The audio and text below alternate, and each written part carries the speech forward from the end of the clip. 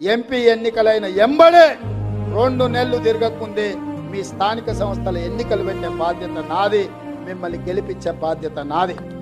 ఇవాళ ఎవరైతే బూతుల మెజారిటీ తెస్తారో, ఎవరైతే పార్టీ జెండా కష్టపడి మోస్తారో, ఎవరైతే పార్టీ గెలుపులో భాగస్వాములుగా ఉంటారో వాళ్ళందరినీ గుర్తుపెట్టి మీకు టికెట్లు ఇచ్చి గెలిపించుకునే బాధ్యత పార్టీ తీసుకుంటే మిత్రులారా, మీ శ్రమ ఊరికే పోదు, మీ త్యాగం గాలికి వదిలేయము. మీ త్యాగాన్ని గుర్తుపెట్టుకుంటాం, మీకు అవకాశాలు కల్పిస్తాం.